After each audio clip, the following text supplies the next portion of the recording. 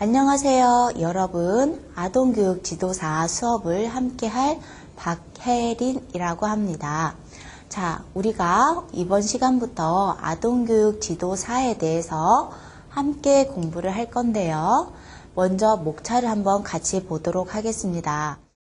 아동교육 지도를 하기 위해서는요, 먼저 왜 우리가 아동교육을 배워야 하는지 그 필요성에 대해서 함께 살펴볼 거고요. 두 번째로 아동교육 지도의 개념과 그 성격이 어떠한지에 대해서도 보도록 하겠습니다. 또한 세 번째로 아동교육 과정의 특성에 대해서도 함께 살펴보겠습니다. 먼저 우리가 왜 아동교육을 배워야 하는지 그 필요성부터 먼저 볼 건데요. 이 필요성을 보기 앞서 우리는 왜 우리가 아동교육을 해야 하는지 우리의 가족의 변천사부터 생각해 보시면 좋을 것 같습니다. 우리 전통 사회는 대가족의 전통 가족 구조를 이루고 있었죠. 대가족이라고 하면 우리 선생님들도 잘 알고 있으시겠지만 할아버지, 할머니, 그리고 우리 부모님, 그리고 자식, 그 옆에 부모님의 형제 자매, 삼촌이라든가 고모라든가 이런 모든 식구들이 한 가족이 되어서 같이 살았다는 거죠. 하지만 현대 사회로 오면서 대가족에서 핵가족화가 돼 가는 과정에서 부모님과 자녀만이 한 가정을 이루어서 살게 되었습니다.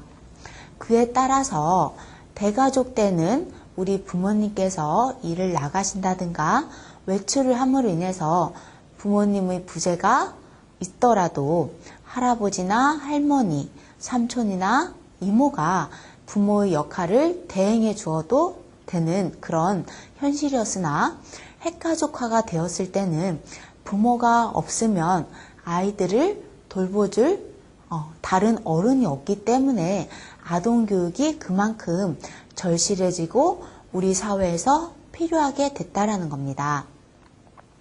또한 자녀를 원치 않는 그런 가족 부부의 구성원들도 있기 때문에 아니면 또 한 명이나 많아야 2명 정도의 아이들만 기르는 우리 부모님들이 많이 계시기 때문에 우리 아이들을 한 명이나 2명 아니면 이런 아이들을 부모님이 완벽하게 모든 것을 양육한다라는 것은 어떻게 보면 현실적으로 상당히 어렵겠죠.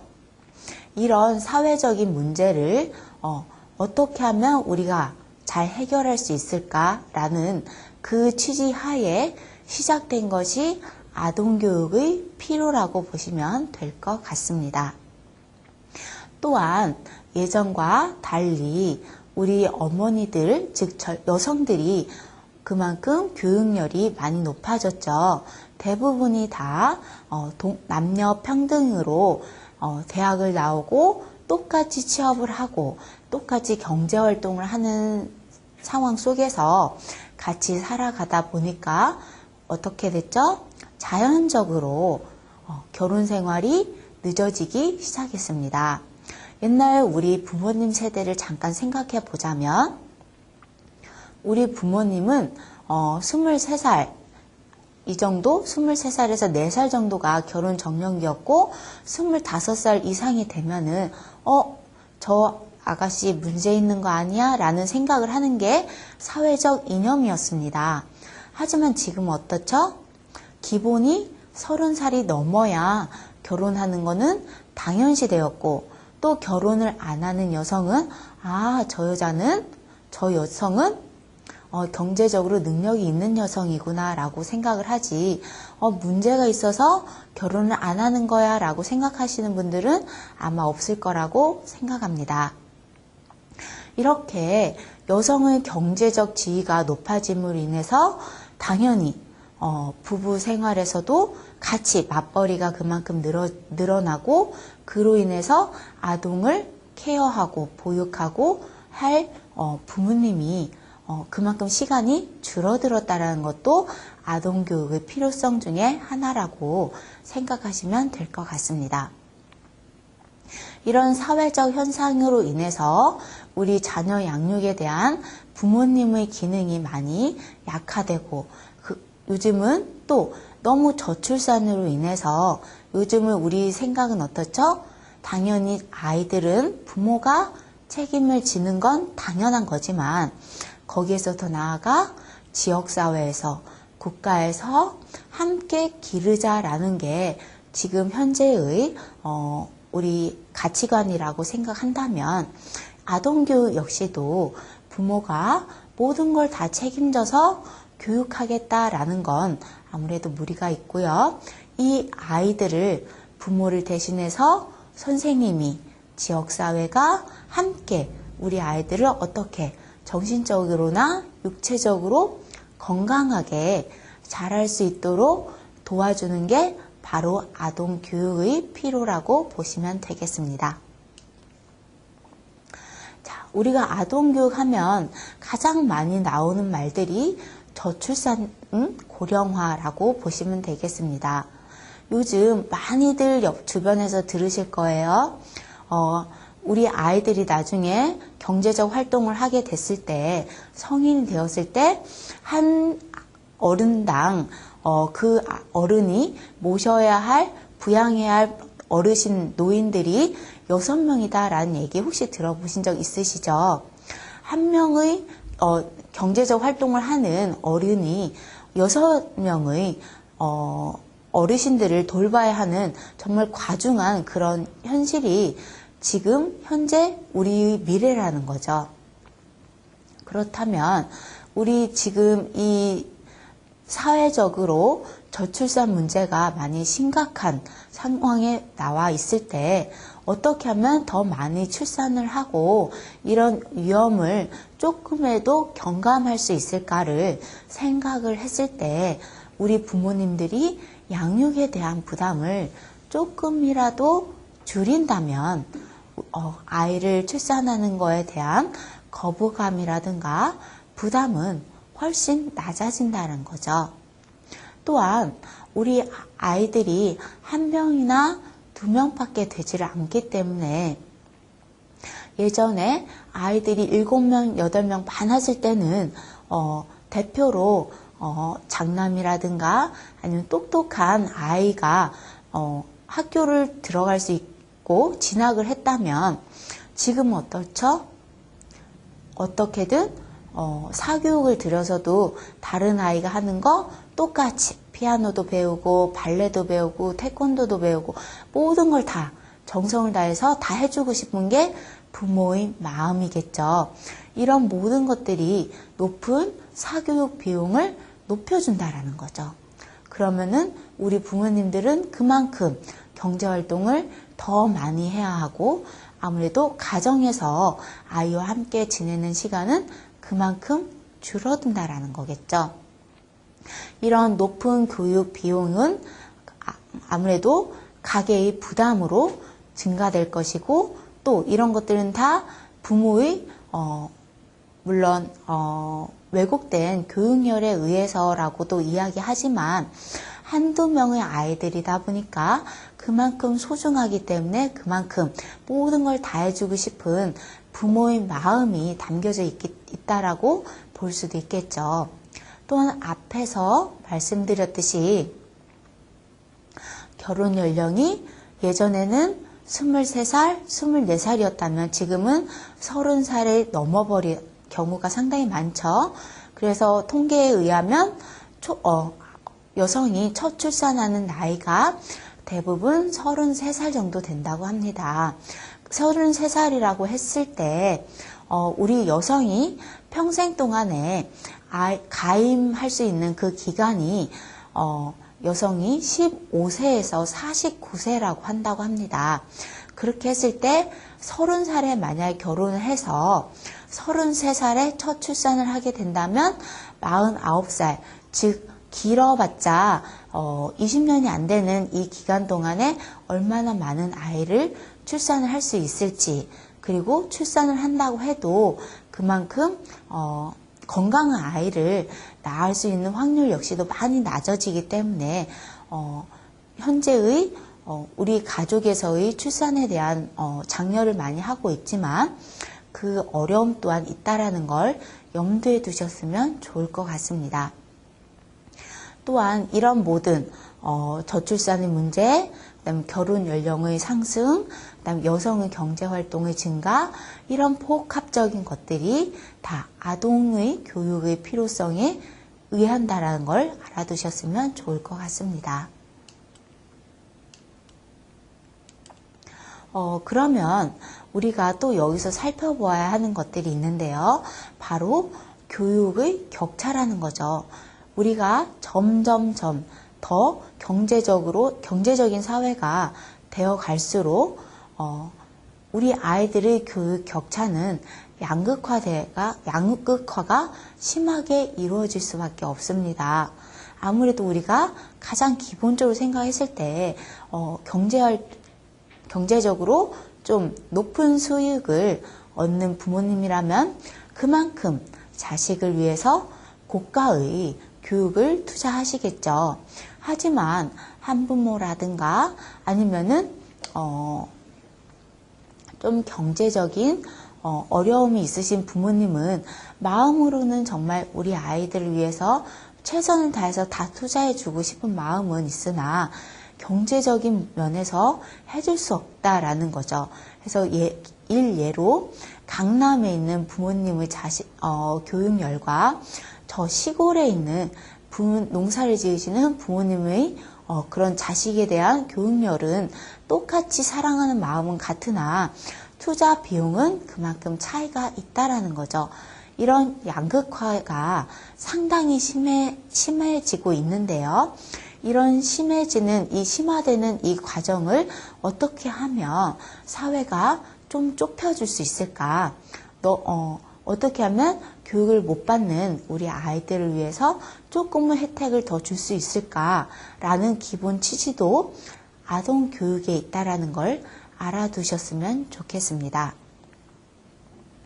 여기서 한 가지 팁을 말씀드리자면 우리 아이들은 예전에는 아동의 권리라는 말이 없었습니다. 그냥 아이들은 악한 존재, 그리고 그냥 어른과 똑같은 존재로 취급을 받았기 때문에 옛날에만 해도 7세 이후의 아이들은 어른과 똑같은 노동을 해야만 했습니다. 그래서 만약에 어른과 똑같은 노동을 했을 때 아이가 못 따라줬을 때는 매질을 가한다든가 아니면 막 10시간 넘는 노동을 더 가하게 해서 똑같이 하게끔 만드는 그런 일들이 있었으나 우리가 유엔의 아동 권리 협약을 채택함으로 인해서 아동에게도 교육을 받을 권리가 있고 안전하게 보육을 받아서 양육을 받을 자격이 있다라는 것을 최초로 이야기를 했고요.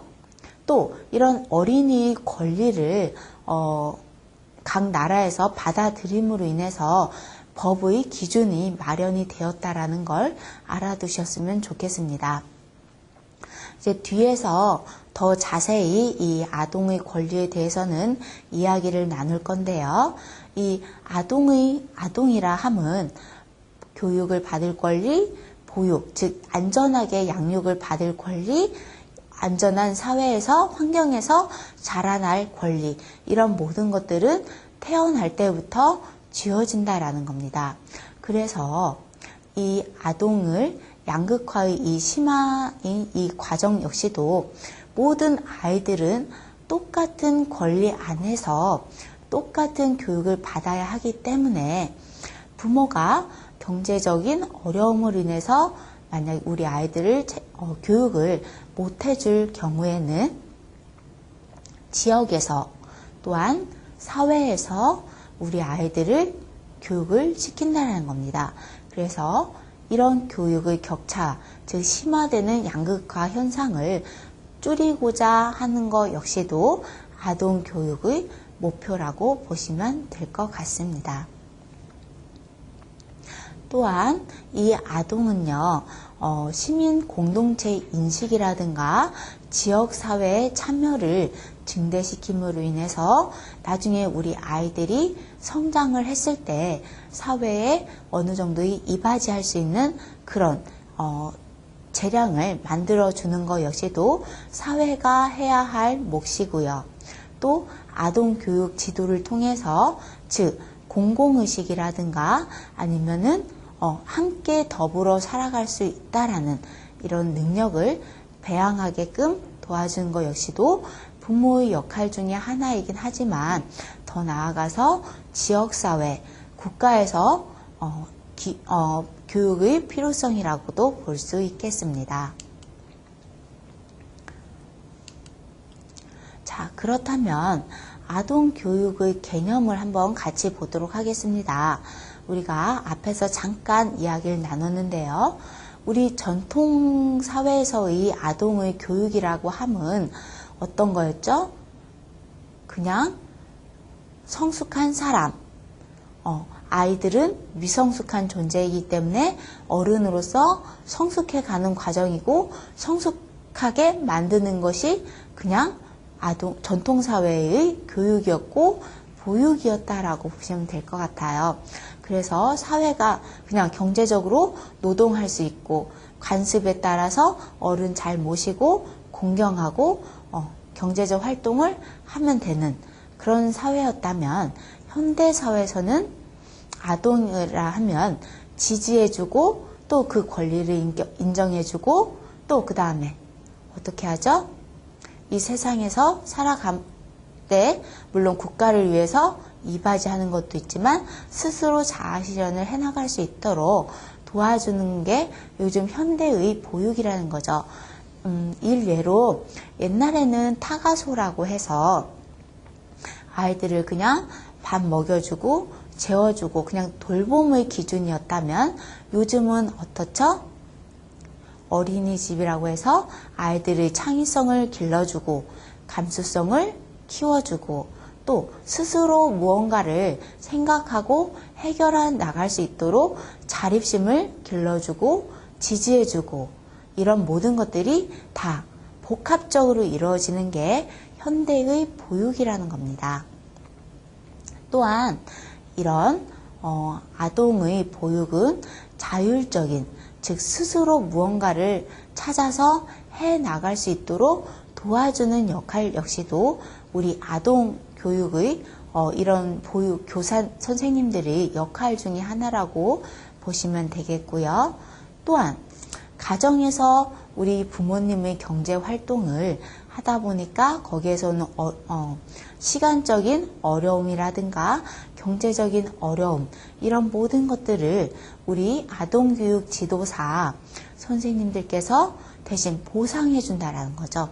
그래서 부모의 역할도 해주고 사회에서의 역할을 대신해 주기도 하고 또 지역사회에서 함께 살아갈 수 있도록 도와주는 역할까지도 우리 아동교육 지도사 선생님들께서 하신다라는 거죠.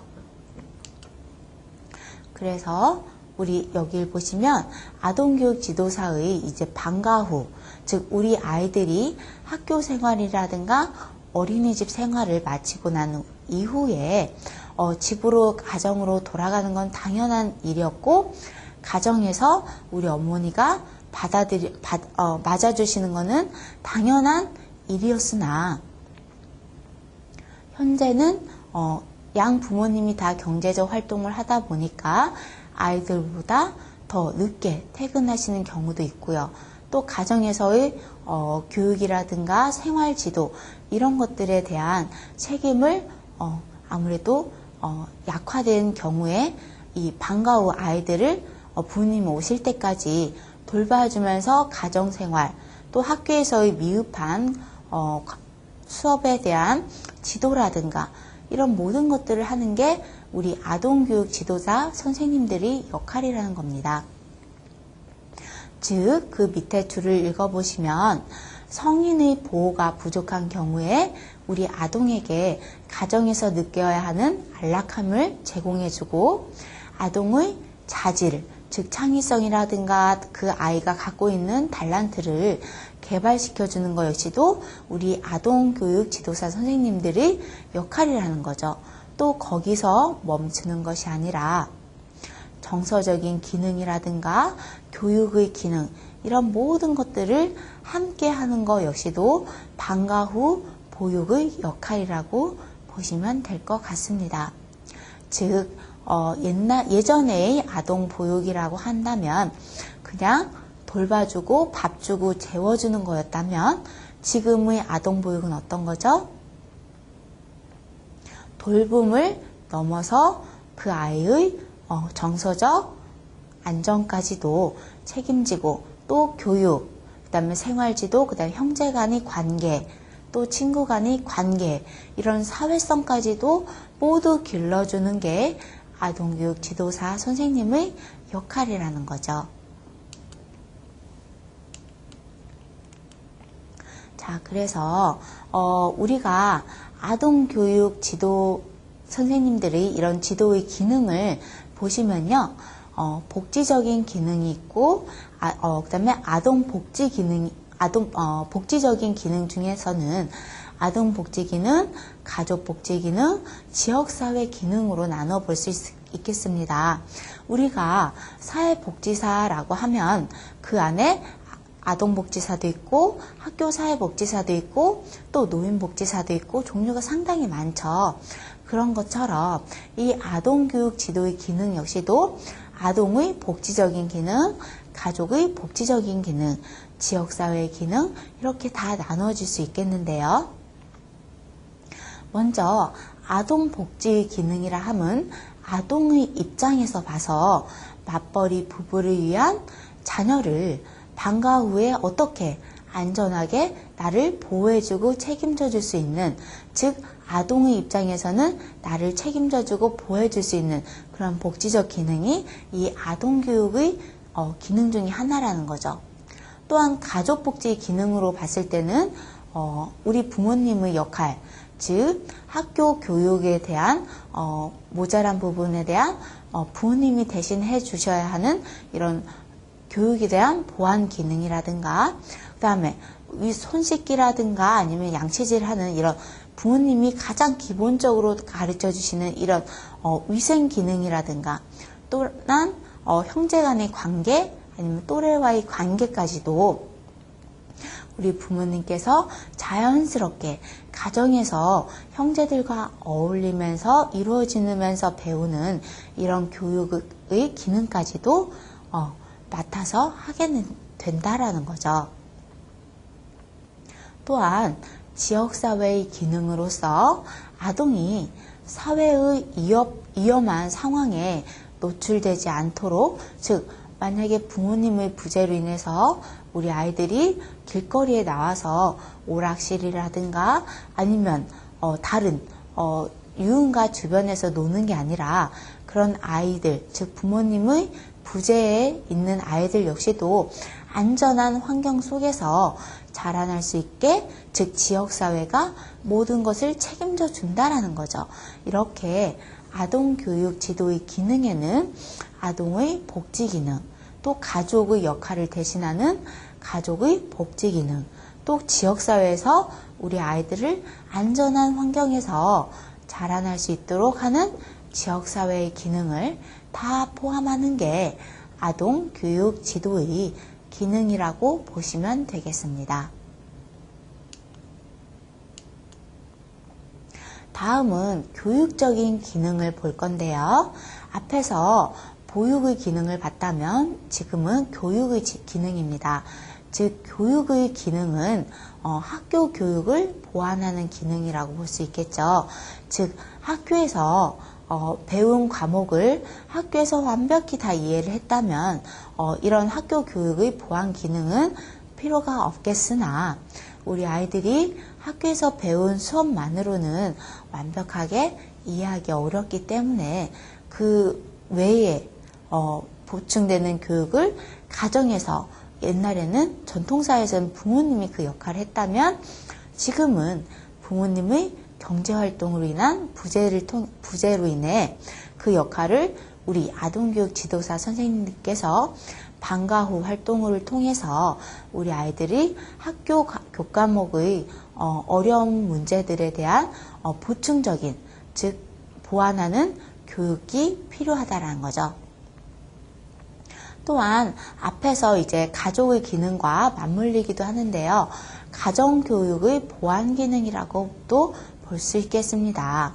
앞에서 이야기했듯이 형제 간의 관계, 또래 간의 관계, 즉 요즘은 한 자녀라든가 많아야 두 자녀이기 때문에 형제 간의 관계에 대한 역할에 대해서 우리 아이들이 잘 알지 못하는 경우가 상당히 많습니다.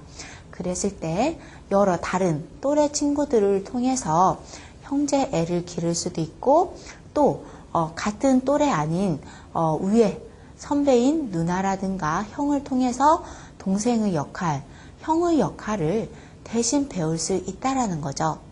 또한 이런 모든 학교의 기능, 가정의 교육이 더 나아가서 평생의, 우리 아이들이 평생의 교육의 기능이 된다라는 거죠.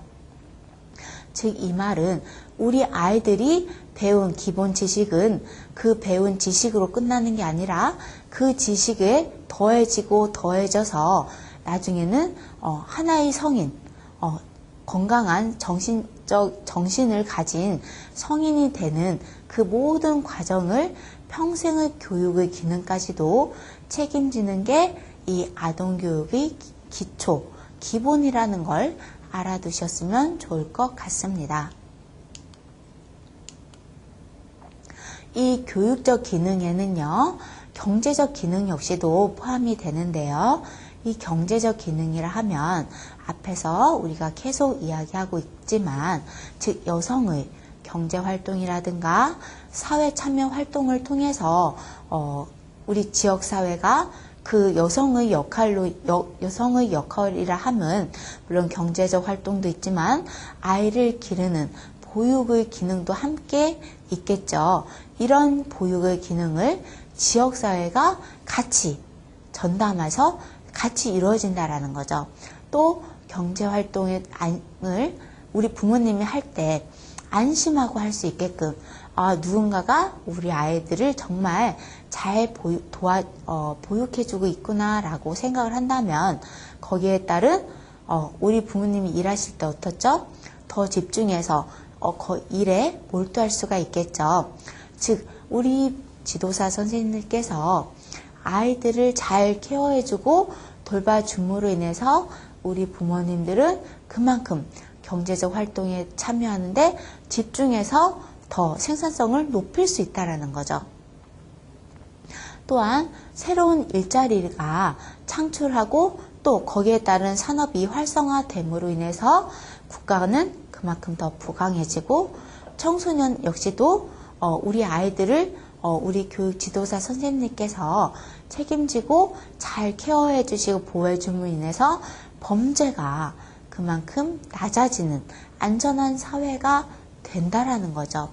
이렇게 우리 아동교육 지도사 선생님들이 이런 역할을 통해서 부모님은 경제활동을 더 활발히 할 수 있고 아이들은 안전한 환경에서 자라남으로 인해서 사회적으로 청소년의 범죄가 그만큼 낮아지고 국가는 그만큼 경제활동이 더 높아짐으로 인해서 국가는 더 부강해질 수 있고 이런 모든 역할들이 다 경제적 기능이라고 보시면 되겠습니다.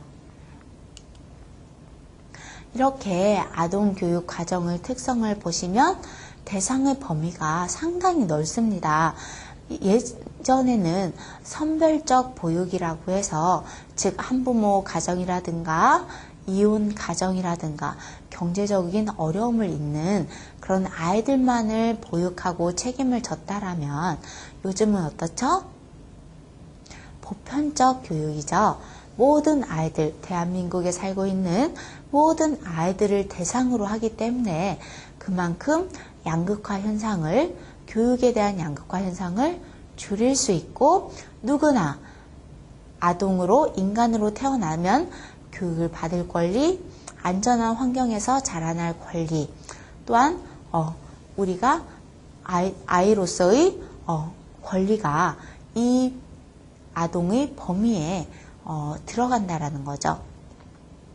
또한 이런 아동 교육은요, 종일 지속되는 활동 프로그램이라고 볼 수 있겠습니다. 즉, 이 말은 우리 부모님께서 정확히 9시에 일을 해서 정확히 6시에 끝난다 라고 한다면 참 좋겠지만, 부모님의 직업이 물론 그렇게 끝나시는 부모님도 있지만 3교대라든가 2교대를 통해서 야간에 근무를 하시는 부모님들도 많이 계시기 때문에 우리 이런 아동교육은 종일 24시간 활동 프로그램이라고 보시면 되겠습니다.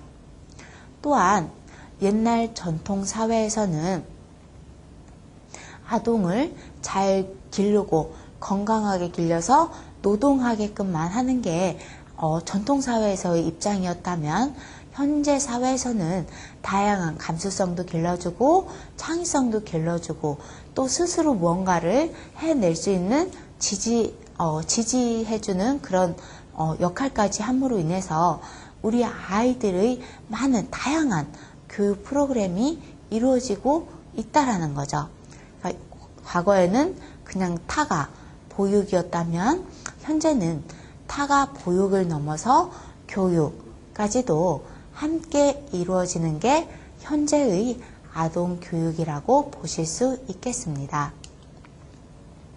지금까지 우리가 아동 교육의 필요성에 대해서 함께 살펴보았습니다. 감사합니다.